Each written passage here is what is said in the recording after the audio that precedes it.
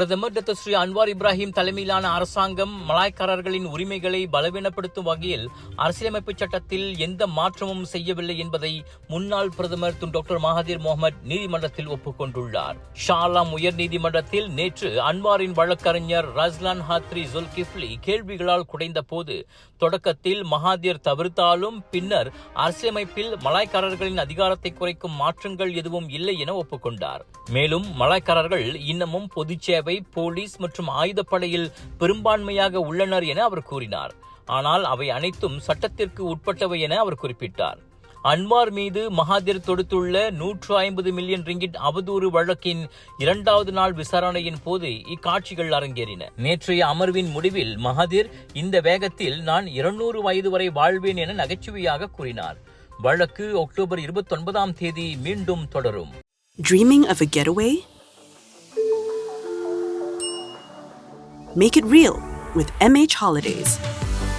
Every booking gives you up to 30% savings, extra baggage allowance,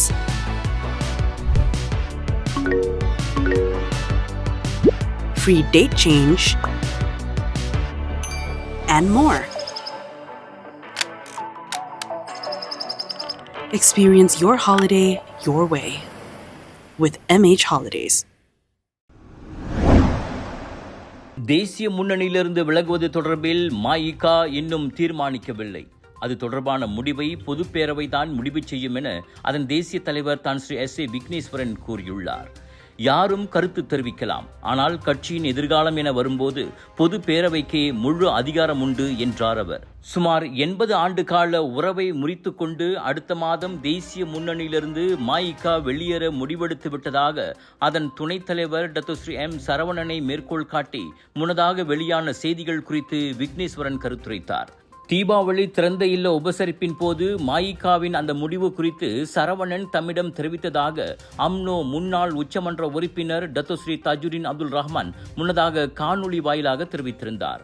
மஇகா வெளியேறுவதற்கான காரணமாக பல்வேறு அதிருப்திகளை சரவணன் பகிர்ந்து கொண்டதாகவும் தஜுடின் கூறியிருந்தது அரசியல் சலசலப்பை ஏற்படுத்தியது. இந்த நிலையில் விக்னேஸ்வரன் இவ்வாறு கருத்துரைத்துள்ளார்.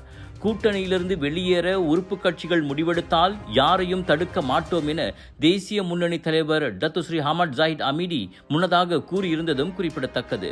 கூட்டணி தொடர்பான முடிவு நவம்பர் மாத மஇகா பொதுப்பேரவையில் எடுக்கப்படும் என கூறப்பட்டுள்ள நிலையில் அரசியல் வட்டாரத்தில் அந்த மாநாடு பெரும் எதிர்பார்ப்பை ஏற்படுத்தியுள்ளது. ஒரு நாளைக்கு நம்ம இருதயம் எத்தனை வாட்டி துடிக்குது தெரியுங்களா? கிட்டத்தட்ட 1 லட்சம் வாட்டி. நம்ம தூங்குற நேரத்துல இருதயம் மெதுவா துடிக்கும். நம்ம இருதயம் ஒரு என்ஜின் மாதிரி நான் ஸ்டாப்பா உடம்பு முழுதும் ஆக்சிஜன் பம்ப் பண்ணிட்டு கார்பன் டை ஆக்சைடை வெளியாக்கிடுறோம். ரத்த ஓட்டம் இருதயத்துக்கு சீரா இல்லைன்னா பல பிரச்சனைகள் வர ஆரம்பிக்கும். உயர் ரத்த கொதிப்பு, இருதய சம்பந்தப்பட்ட நோய்கள் மற்றும் பல. டெஸ்லி டென்ஷனோட மகிமை ரத்த ஓட்டத்தை சீராக்கிடும், இருதயத்தின் சுமையை குறைக்கும். டெஸ்லி உங்கள் ஆரோக்கியத்தின் நண்பன். அடைமழையால் ஏற்பட்ட திடீர் வெள்ளத்தால் நேற்றிரவு பேரா, கிடா மாநிலங்கள் பாதிக்கப்பட்டன. வீடுகளில் வெள்ளம் புகுந்ததால் இதுவரை சுமார் 2300 பேர் வரை தற்காலிக நிவாரண மையங்களுக்கு மாற்றப்பட்டுள்ளனர். ஆக மோசமாக பேராக்கில் லாருட், மாத்தாங், சிலாமா மற்றும் மஞ்சம் மாவட்டங்கள் பாதிக்கப்பட்டன. குறிப்பாக தைப்பிங், கமுந்திங் பகுதிகளில் வெள்ள நீர் பல இடங்களில் இடுப்பளவை தாண்டியது. உயிரை காப்பாற்றிக் கொள்ள மக்கள் கைகளில் குழந்தைகளோடு கார்களின் மீதும் மதில் சுவர் மீதும் ஏறிக்கொண்ட வீடியோக்கள் வைரலாகியுள்ளன. சாலைகளிலும் போக்குவரத்து பாதிக்கப்பட்டது. இதையடுத்து அவ்விரு மாவட்டங்களிலும் 8 வெள்ள நிவாரண மையங்கள் திறக்கப்பட்டுள்ளன. இவ்வேளையில் கிடாவில் கூலிம், குவாலமுடா மாவட்டங்கள் பாதிக்கப்பட்டுள்ளன. அங்கு சுமார் 50 குடும்பங்களைச் சேர்ந்த 150 பேர் 7 வெள்ள நிவாரண மையங்களுக்கு மாற்றப்பட்டுள்ளனர். கிடாவில் 7 ஆறுகளில் நீர்மட்டம் அபாய அளவை எட்டியிருப்பதும் குறிப்பிடத்தக்கது. இந்த திடீர் வெள்ளத்தில் இதுவரை உயிர் சேதம் எதுவும் அறிவிக்கப்படவில்லை.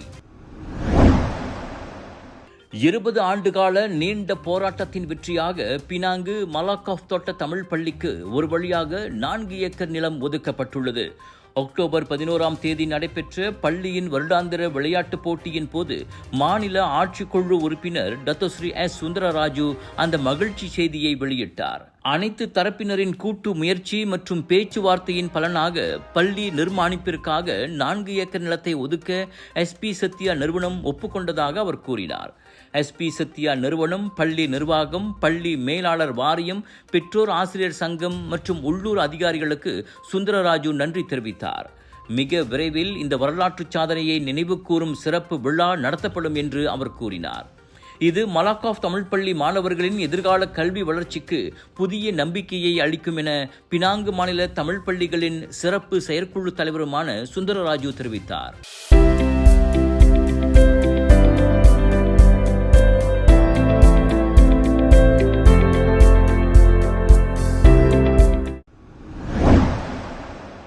சரவாக் கூச்சிங்கில் வகுப்பு தோழர்களின் தொடர் தொந்தரவு காரணமாக ஒரு மாணவி பெரும் மன உளைச்சலுக்கு ஆளாகியுள்ளார். இச்சம்பவம் பள்ளி வளாகத்துக்குள் நடந்ததாக கூறப்படுகிறது. மாணவி அச்சத்தால் பள்ளிக்கு செல்ல தயங்கியதாகவும் தகவல்கள் தெரிவிக்கின்றன. இதையடுத்து போலீசார் உடனடி விசாரணையை தொடங்கியுள்ளனர். என்றாலும் அம்மாணவியை 300 முறை கத்தியால் குத்தப்போவதாக மிரட்டல் ஏதும் விடுக்கப்பட்டதாக புகாரில் கூறப்படவில்லை என போலீஸ் தெளிவுபடுத்தியது. செவ்வாய்க்கிழமை 2 ஆண் மாணவர்கள் தங்கள் மகளை வாய்மொழியாகவும் உடல் ரீதியாகவும் துன்புறுத்தியதாக அம்மாணவியின் பெற்றோர் போலீஸ் புகார் செய்ததாக இணைய ஊடகம் ஒன்று முன்னதாக செய்தி வெளியிட்டிருந்தது. அண்மையில் மற்ற பள்ளிகளில் நிகழ்ந்த கொலை மற்றும் கற்பழிப்பு சம்பவங்களை மேற்கோள் காட்டி அதேபோல் நடக்கும் என அவ்விரு மாணவர்களும் மிரட்டியதாக தெரிவிக்கப்பட்டது.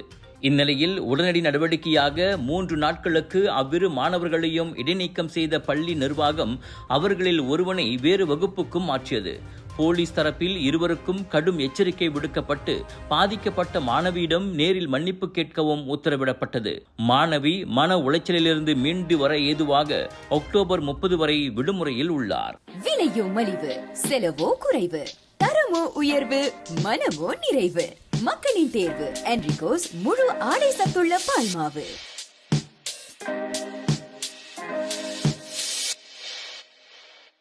Ready to take your golf game to the next level?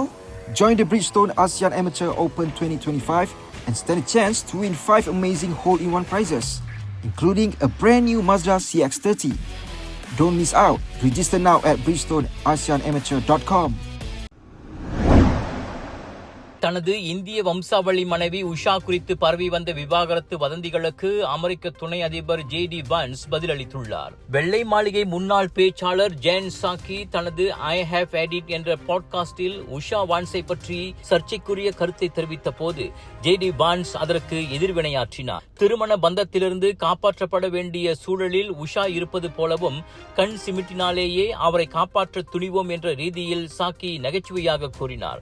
இதற்கு பதிலளித்த JD வான்ஸ் சாக்கியின் கூற்று அவமானகரமானது என்றார். மேலும் 2வது பெண்மணியால் அவருக்காக அவரே பேச முடியும். நான் ஒரு அற்புதமான மனைவியை பெற்றவன் என்று தெரிவித்தார்.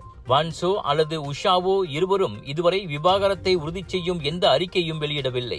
என்றாலும் எங்கிருந்து புரளி கிளம்பியது என தெரியவில்லை. உண்மையோ பொய்யோ அரசியல்வாதிகளின் தனிப்பட்ட வாழ்க்கையை ஊடகங்கள் தீனியாக்கிக் கொள்ளும் கலாச்சாரம் தொடர்வதையே இதுபோன்ற சம்பவங்கள் உணர்த்துவதாக அரசியல் பார்வையாளர்கள் கூறுகின்றனர்.